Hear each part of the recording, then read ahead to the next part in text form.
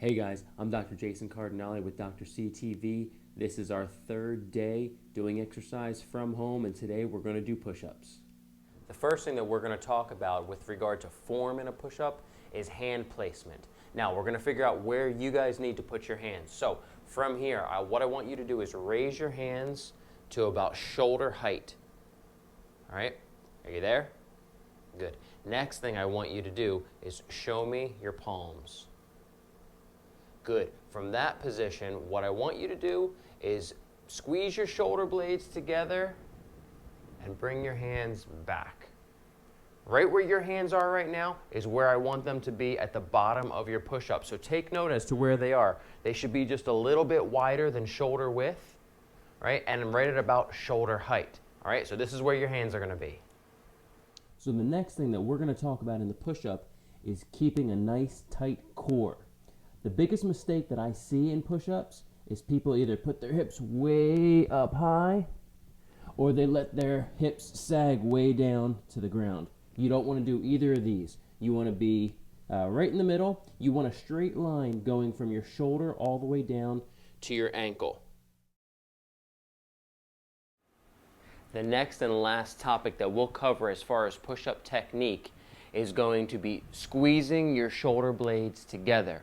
Now, this isn't something people often think of when they think about a push-up, right? But it's very important as far as keeping the front side of your shoulder and the back side of your shoulder balanced.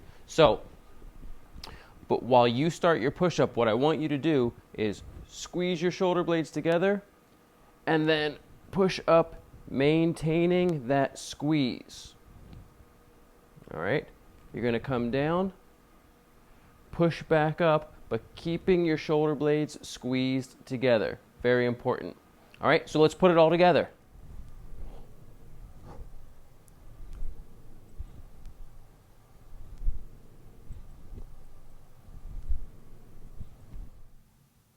You might be thinking, I can't do push-ups at all, so what am I going to do with this particular exercise? No problem. We've got two different variations that actually make push-ups easier so that you can start to baby step your way up to more difficult variations of the push-up.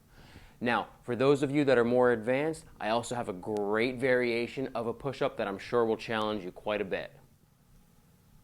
For this variation, instead of going from our feet when we're in the push-up position, we're actually going to be leaning on our knees. So watch me.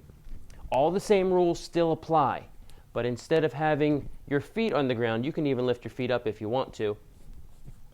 Now you're just going to go from your knees.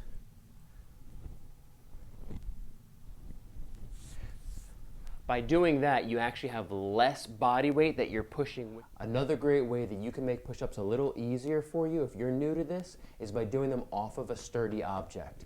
Right here I've got a fitness bench, but you can do this off of a variety of objects like countertops, your wall. If you have a very sturdy dresser, you can do it off of there as well. All the same rules apply. Your hands are still going to go in about the same spot, just a little bit wider than your shoulders. Let yourself down and then push yourself back. For those of you looking for an extra challenge, I've got a great variation of the push-up. I call it a shifting push-up. And really, there's not much of a push-up involved in this, but it's staying down in that push-up position as you shift your weight from side to side. So let me show you.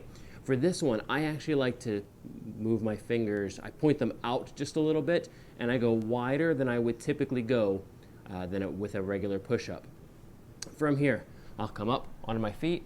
I'll shift my weight to one side. I stay nice and low. Shift my weight to the other side. And you keep going back and forth. I actually like to have my hands even a little bit wider than this. But for the sake of just filming this, I have my hands a little bit closer. But you get the idea. Shift it back and forth, back and forth. It's one of the hardest push-ups, if you call it a push-up, that I've ever done. Now the question is, how many push-ups do you do? If you are a beginner, maybe you're starting out with 3 sets of 5, 3 sets of 3. It really depends on what condition you're in currently and how often you've done something like this before. But if you're a beginner, I don't think 3 sets of 5 is a bad way to start.